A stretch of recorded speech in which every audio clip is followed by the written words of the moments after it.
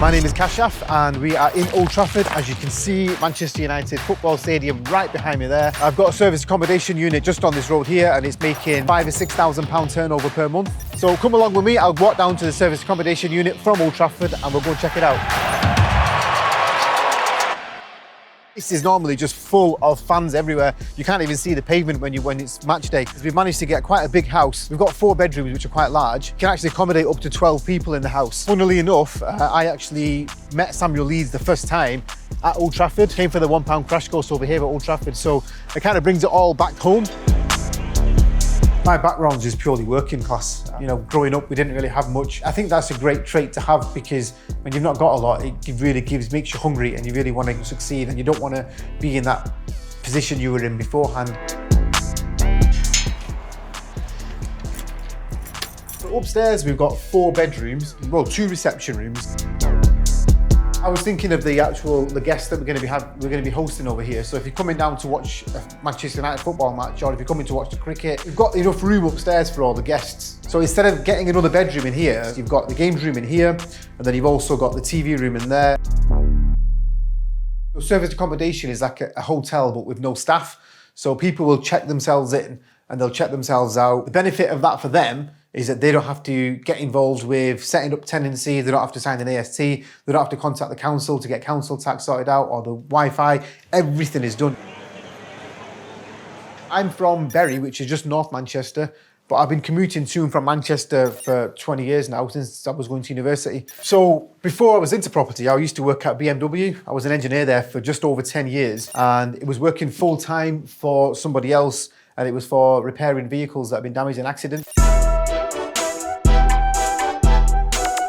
So I'll take you through to the kitchen. Brand new washing machine. You've got a nice white tiles on the background there. We've also got brand new appliances. It would have been a shame to not do it to such a high standard because what we were worried about was guests then not looking after the place. What we thought was if you do it high end, it's like if you go on holiday and you go to like say Dubai for instance, and everywhere it's just clean. If you've got a packet of crisps and you just finished it, you wouldn't throw it on the floor because it's clean. That's what kind of feel we wanted for this house. We wanted people to come in, pay a premium rate, but also get a premium service for when they come here, because again, you're maximizing your profits as well.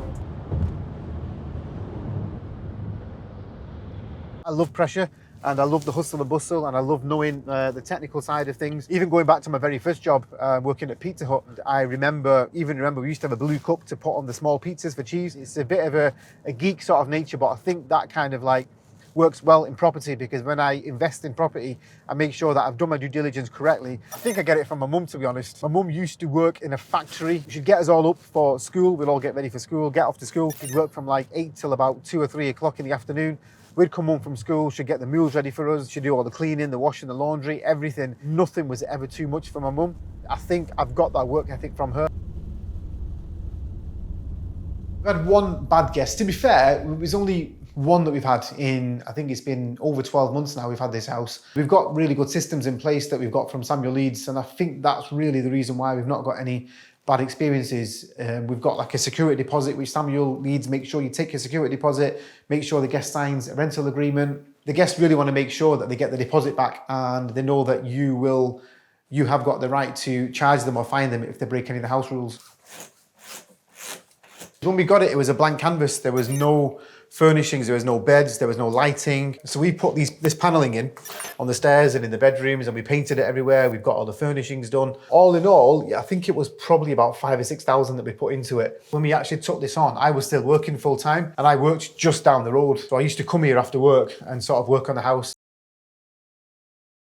I don't like apartments. The reason is because you've got head lease restrictions. You might have a block of flats and you might speak to a landlord who owns one of the flats inside the block, but he's got a head lease agreement with the freeholder. If you imagine it to be like a contract between the landlord and the freeholder may state in there that you're not allowed to have any short-term lets. So I think a lot of the apartments in Manchester city centre have that problem. If by any chance you do find one that's not got a head lease restriction, you might still get a management company that is managing the block for the freeholder, and the management company might have their contract. Again, even if you find somebody that's not got a head lease restriction and they've not got a problem with a management company, a lot of management companies do change hands in Manchester as well. So I don't want that headache. If I'm going to be investing £5,000 or £6,000 into a house or an apartment, I want to make sure that I've not got any headache of somebody coming back on me. I like to have houses. As well as that, you can also charge more per night. And you've also got contractors that love the big houses because they can stay together. This is the bathroom upstairs. Even though it looks really nice, the house, I think the people that did the refurbishment, they cut quite a lot of corners. So we had like a water leak coming down from underneath this bath into the living room downstairs. So I got a plumber out in emergency. He took it all apart, took the screen off, took everything out. And underneath it, it was just all shabby. Like it was just bare, like just wood and just plasterboard. It wasn't even plastered. So we've got him to waterproof everything underneath there. And the landlord funded it because it was a bit poor refurbishment, to be honest. To be fair, the contractors, they're normally all right. If there's an issue, they kind of understand. They still left us a 10 out of 10 review. And the reason for it is because I never duck or dive, or I never bury my head in the sand. If there's an issue, I hit it straight on. I've never really told anybody this, but after about 3-4 weeks of joining the academy, I'd lost complete faith in Samuel Leeds, and I just thought I'd bought into a scam. In my mind, it was like, yeah, I can do this. I'm going to get rent to rent. I'm going to leave my job. I'm going to quit, and I'm going to work on property full time. After about a month of really trying hard, and I thought I'd bought into a scam. And then I went to the training course, and I was just full of negativity. And I thought, this guy's a scam artist, and I don't know what I'm doing here. I don't know why I'm here. To be honest, what really brought me out of that was I was looking at Samuel and every single move that he was making, and I thought, he's a scam artist. But then the more I was watching him, the more I was buying into him. And what Samuel was saying and what he was telling on stage about all the strategies that he's got, I was calculating everything and I was putting it all together, and everything that he said was making sense. And I'd seen him on stage, and within a space of like 6 minutes, he'd sold 3 deals for like £3,000 each. Once you've seen that, and then you're going back to your 9-to-5 job, you can't unsee it and you can't go back to your job. It just completely changes your mindset. In hindsight, yeah, I wish I had 3-4 more of these, to be honest with you, because it's just so easy. The cleaners are great. You've got a cellar downstairs. So the cellar stores all the mop, the brush, the hoover, the chemicals for cleaning up everywhere. They just come in, they get into the cellar, they get the stuff out and they clean it. They're my eyes and ears of the place, to be honest with you. And I would definitely, my piece of advice would be make sure you've got some very good cleaners that are reliable, that do a good job.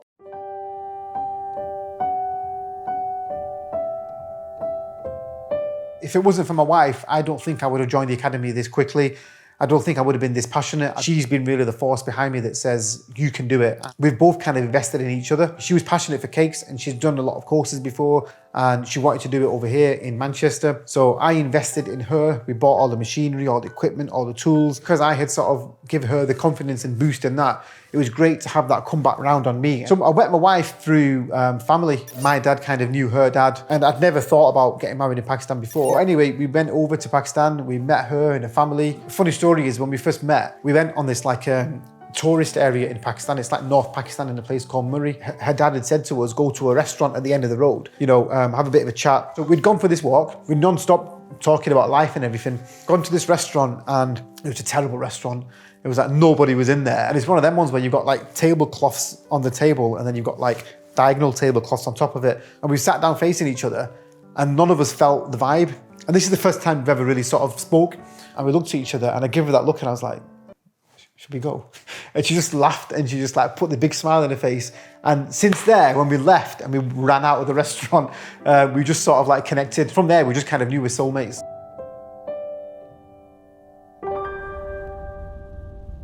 I've just pulled up to the first service accommodation that I took on. It's in a place called Gorton in Manchester. If you know Manchester, it's not the most luxurious place. Let's put it that way.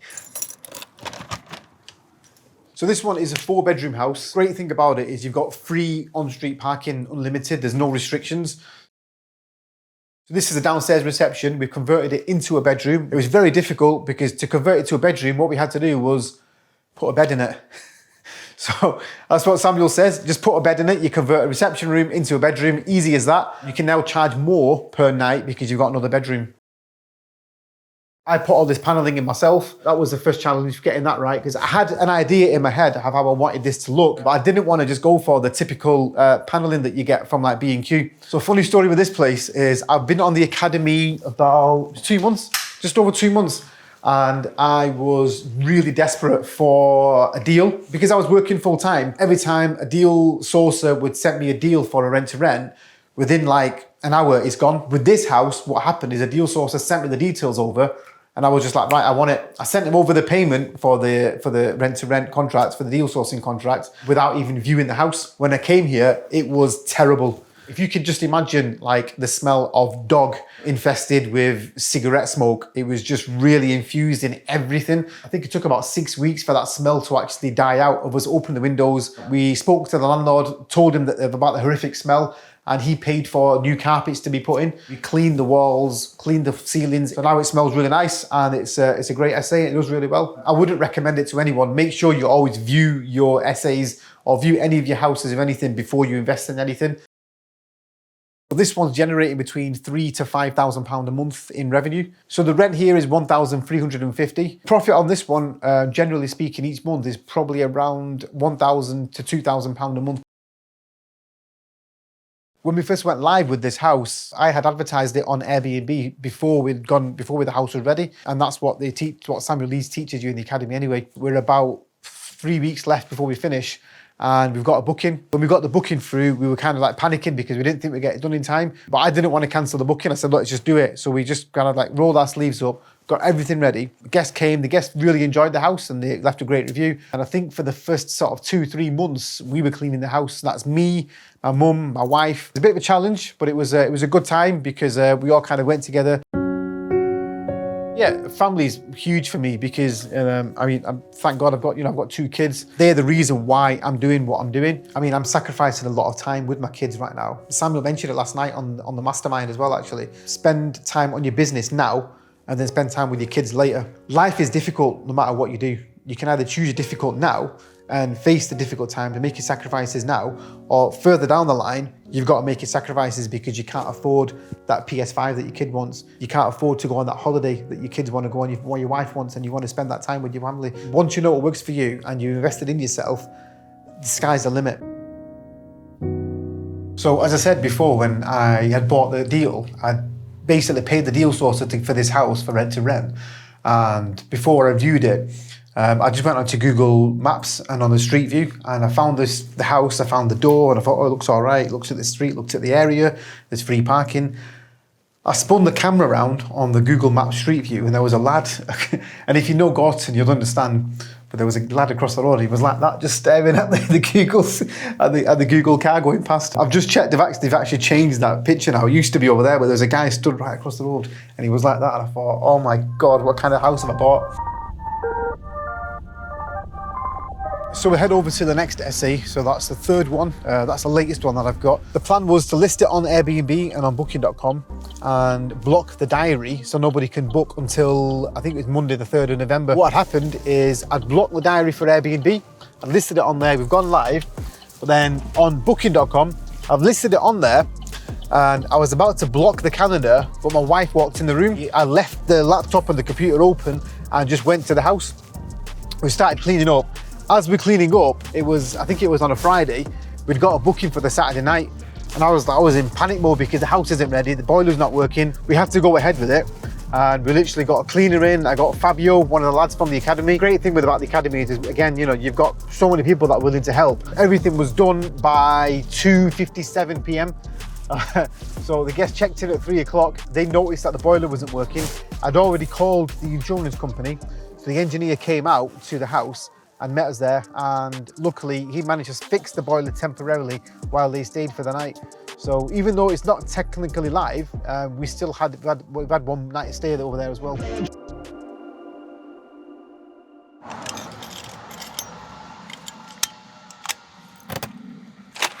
So this is the third serviced accommodation unit. This was by and large probably the worst condition one that I've took on before. The tenant had left it in a horrible mess. I think the previous tenant is actually in jail now. You can imagine what kind of state the house was in. We've got a couple of board games here and we've got Samuel Leeds Property Millionaire. So you definitely need one of this in every single essay. So I'm gonna just get the serial number off the boiler because I think that's playing up at the minute, which is a nightmare because without a boiler, you can't do anything. An engineer has been out to it and looked at it. He said he thinks it's the fan, but like he said, if you replace the fan, you'll have loads of other issues. So that's something we've got to get a top off straight away, get the boiler replaced, and then we can take on more bookings. If anyone knows anything about Betacom 324C glowworm boilers, drop me a message. Through. This one is a smaller unit. It's only a 2-bedroom one. We've got a single bedroom just through here. In terms of figures, we're aiming to be generating around £2,000 to £2,500 a month in revenue.